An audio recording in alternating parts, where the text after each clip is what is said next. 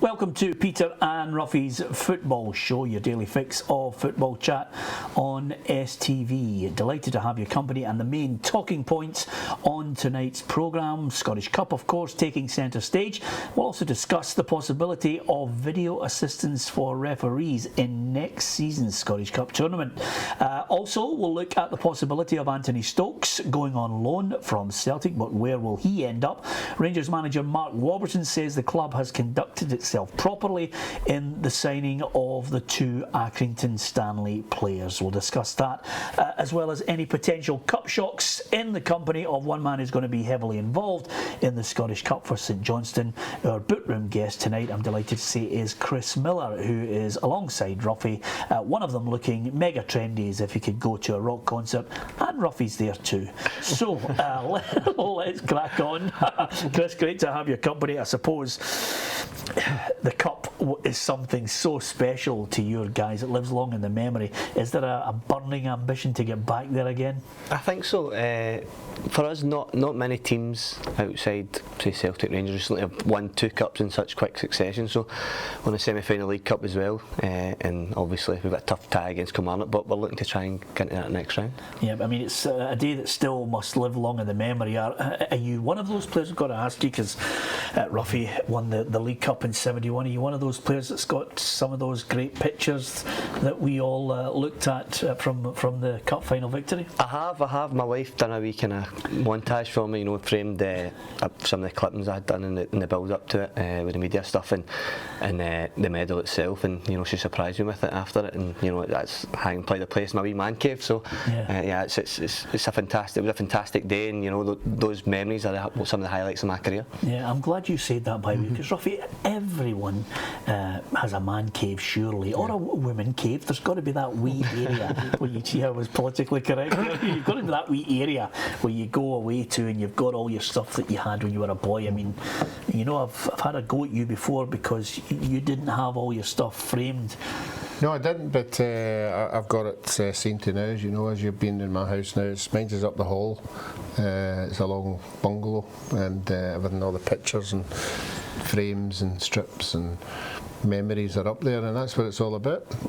Keep as many memories as you can, because it's a short career. Yep, absolutely. And of course, if you're going to get back to the Hampden showpiece, although it would be the first time you would be at Hampden in a final, you got to get past Kilmarnock. They're a strange team this season. I think they've just been a bit inconsistent. I really like their forward line. Josh McGuinness, I think, has been a revelation for them this season.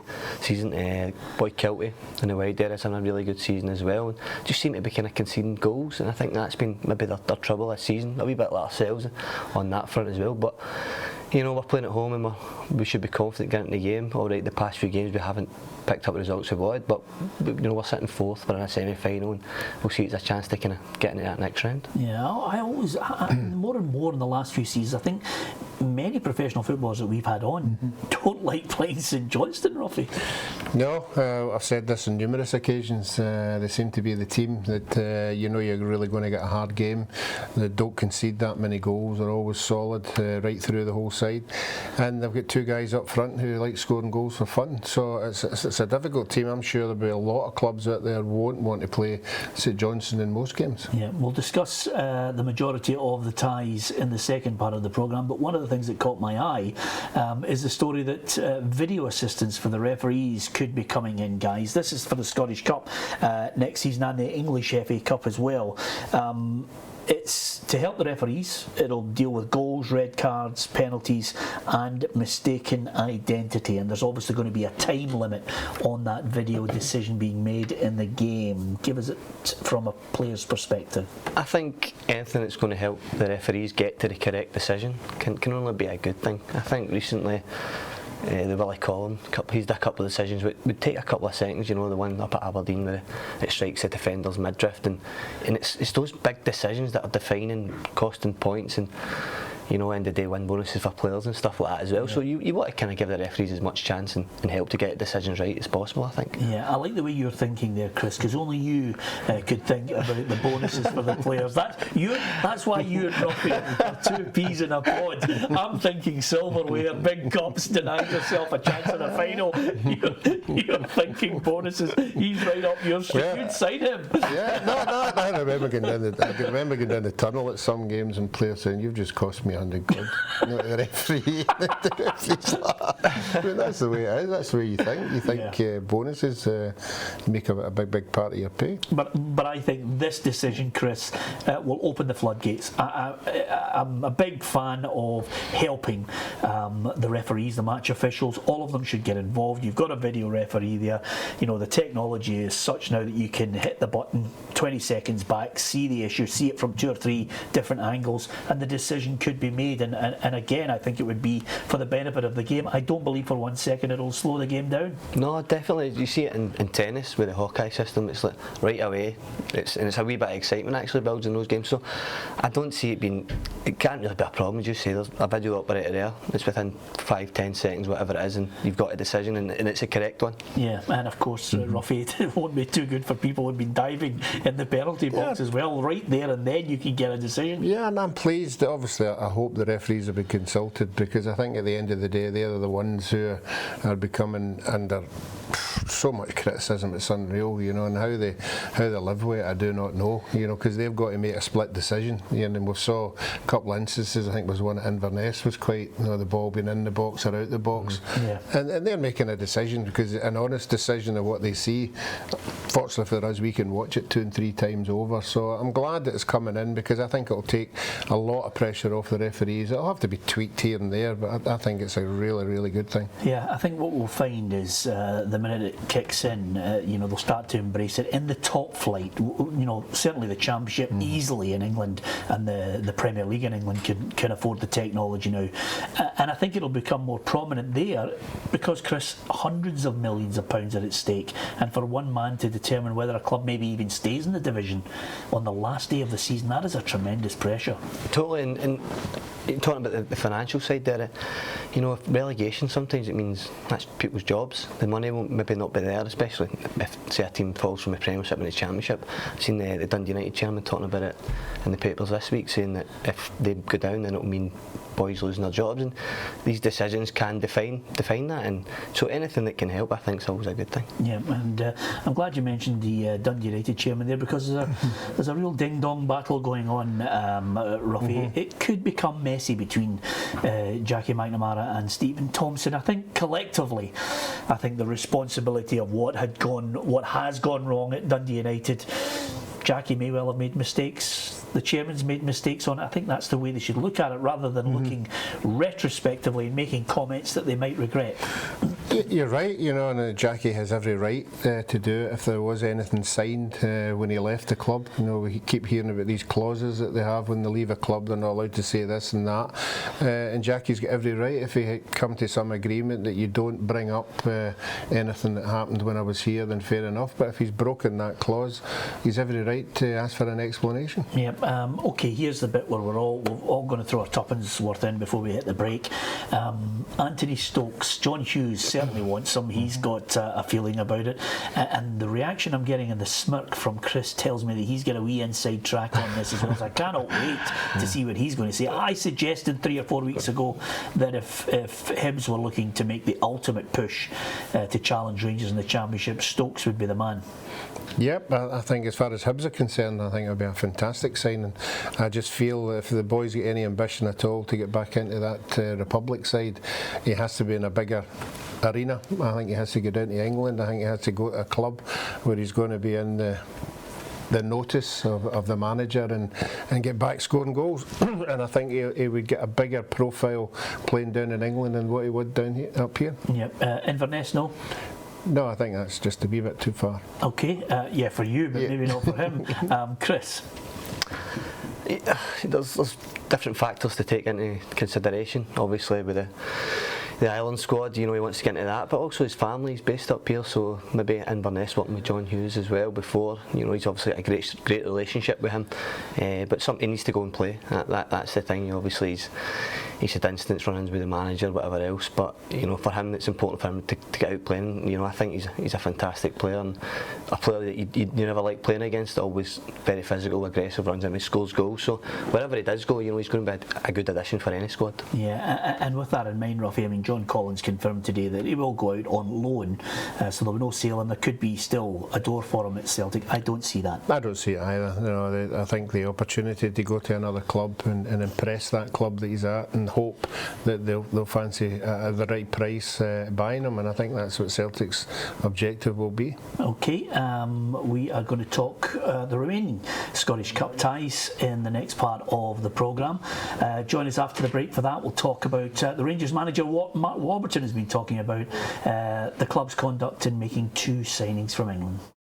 Welcome back to Peter and Ruffy's football show. It's Scottish Cup weekend. We'll look ahead to all the ties. Just before we do that, another news story that caught my eye that I think deserves some opinion from you two guys is the manifesto, the 9-point rescue plan from the Scottish Football Supporters Association, which got together basically with a number of dignitaries to try and come up with a plan to, as they put it, reclaim the game. And let the football clubs try and pay more heed to what they have to say and make changes that will be for the benefit of the game. Now, there's 9 points here. I'm going to be fairly sceptical about it, just basically because we've had 2 think tanks, Ruffy, and not a lot implemented from the think tank 1 and think tank 2. But of the points, they want to lower prices.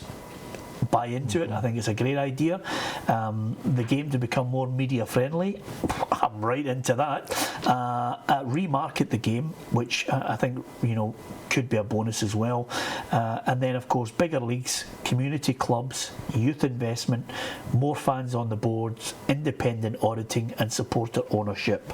Now there's a few of them that I think won't get, you know, anywhere near the agreement of the clubs. The last 3 I think will be very, very difficult to implement in the majority of clubs, but I think we do have to take a leaf out of the German blueprint, you know, trying to work out a way that we can get maybe standing areas at a lot of grounds and getting more people in for a cheaper ticket price. What do you think, guys? Yeah, I think the first 6 that you mentioned there, all for it. I think the supporters are the lifeblood of the game. We all talk about the expenditure of going to a game and what it costs. A lot of clubs are trying it. Motherwell have tried it. I think Inverness are trying, you know, pay what you can. Albion Rovers have done it, you know. But I think in that aspect, it all boils down to the finance of running a club. It's okay saying, like, just charge a tenner. The books have got to be balanced, and that's a problem with a lot of clubs.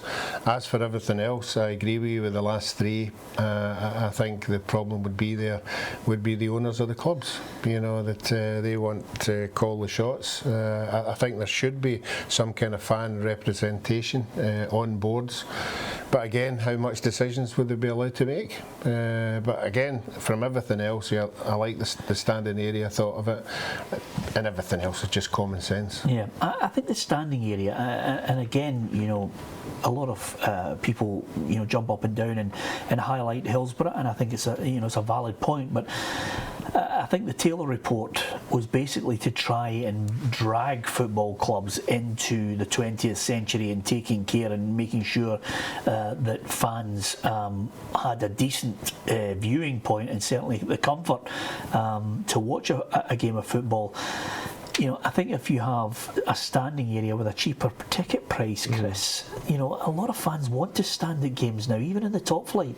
I think it's all about affordability, isn't it, as well? Like, you take a young family to a game, it can cost you an arm and a leg, but Germany do it, they've got the safe standing areas. The technology is there, but it's obviously going to cost money to implement that, but you just want to get as many people through the doors as possible, and when people come through the doors as well, then they're going to be buying things like food and drink and maybe a programme, so the more people completely there. The clubs will be generating finance there as well. But yeah, I remember when I used to go to Capello and I used to stand on the terrace and all the time and with my wee mate and his dad and stuff, and you know, it was great. You felt it was all crushed in, and it was made to a great atmosphere, and that's what you want. You want to see the crowds in Scotland lifted again. Yeah, and the safe standing areas now, Ruffy, when you see you know, the Westfalen Stadium in Dortmund, you know, you still get that feeling of, as Chris mentioned there, everybody packed in, but they're regulated. There's not too many people in, which was really, you know, too many fans in an area at Hillsborough, you know, had such a detrimental and sad and tragic effect on the Liverpool fans. But you know, regulated and of course safe standing areas and a cheaper ticket price, and as Chris mentioned, you could end up, you know, some families with 2 kids can shell out what, 120 quid. Yeah, I think Chris has touched on it. It's all about atmosphere at a football game. From a player's point of view, you want to play in front of 5, 6, 7, 8,000. If you're only playing in front of 3,000, sometimes you get just doesn't do anything for you, sort of a thing. But you walk into a stadium and it's doubled. You know, it just lifts you. You just want to perform in front of a bigger audience. Just one other little point from that before we move on is more media friendly. I think there needs to be a tremendous marketing job. You know, rebranding, glossing the game up. I think both sides. I think clubs and maybe a number of chairmen and chief executives should maybe get to a situation where we all get round the table and take away this feeling of us and them. I think the media is certainly in Scotland viewed, maybe in Britain, viewed as the enemy on many an occasion. And I think we need, you know, we've got a responsibility to try and report things as accurately as we possibly can and not be irresponsible. But I think there needs to be bridges built. I don't know how you see that, Chris. I think, you know, with this whole social media thing now, and there's a lot of players like it, some players don't, and some players are the opinion, or the media's bad. I'm obviously not of that opinion. I've done a degree in journalism and whatever else, but you know, there has to be where clubs and the media outlets all say, look, let's try and bump this game. Let's try to put positive spins and everything, and give each club, not only the big 2 or whatever else, more coverage, and get the messages out there that we want people to come to the Scottish game. It's our game. It isn't actually that bad. There's actually a product here worth watching, and we all need to invest in it. Yeah, absolutely. And of course, if you were looking for a kind of programme like that gives you know, all the clubs, the 42 clubs, as much PR as possible, STV Edinburgh and Glasgow at 7 o'clock every night. Peter and Ruffy's football show. Just thought I'd give us a plug there. Ruffy seems to have been banging the drum for the last 2 or 3 years. Let's look to good deal by Kilmarnock, 2.5 years for Greg Kiltie. He was attracting a bit of attention, but he's signed on for 2.5 years. I think that's good business. Well, it's all about protection, isn't it? You know, there are far too many young players moving on without the clubs getting any compensation. So yeah, it's good that another young boy has decided to get games under his belt, and if he's that good and he's going to go, then let it be in the future. Yeah, and before we get the predictions from you guys, the Rangers manager Mark Warburton says the club has conducted itself responsibly in the dealings with the 2 Accrington Stanley players. I think, and if I'm right in this, there's been a fair bit of criticism that's come Rangers' way on John Coleman, who's the Accrington Stanley boss, saying, you know, he's had a go at the 2 players that feels they've been disrespectful in this whole pre-contract they've signed with Rangers. But Rangers, I think, have handled everything above board.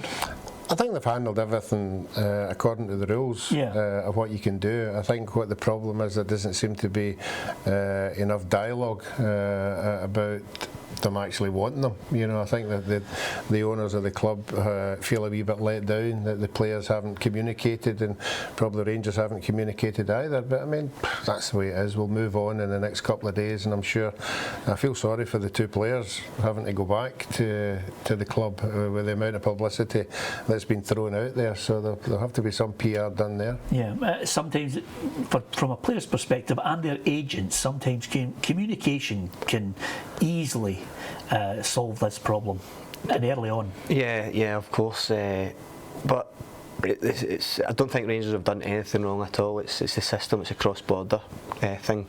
But you know, obviously, from a player's perspective, you just want a club like Rangers come in for you.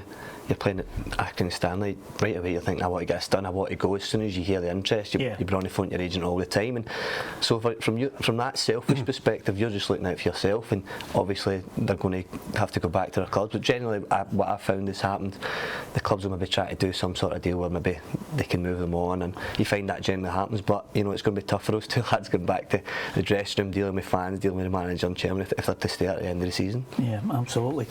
Okay, I'm going to go and watch St Mirren against Partick Thistle tonight. Really looking forward to seeing Thistle. Have been impressive, and of course the reaction after another week under Alec Ray and David Farrell at New St Mirren Park for the players there. Of the games, I know you feel Kelly will hammer St Johnstone tomorrow, Rob. You mentioned it to me before Chris came into the studio. What about Hearts Aberdeen? It's certainly a cracker. I can't split them, but Aberdeen in the last 3 games haven't had it all their own way though, briefly. No, tied around. Hearts at home, Tynecastle, great venue. They've got a good home record, they're doing well. Both teams are going well, so I think it could be whoever gets the first goal. First goal the winner, like it. Yep, I'm going to stick out for Aberdeen. I think they've got that cup toughness about them. I think they'll go there and grind it out and have an narrow win. Are you going on holiday to Aberdeen? You've been very you're favouring them, or is it just that you're against Hearts? No, nothing against Hearts at all. Yeah, okay, Ruffy. I'll go for the Jambos to win, just to keep it going as I often do. It's all about the cup. Shocks can happen. We will be on STV Edinburgh, STV Glasgow at 2 o'clock tomorrow. Join us if you can. We wish Chris the very best of luck in his match St Johnstone against Kilmarnock. From Chris, from Ruffy and myself, thanks for watching. Good night.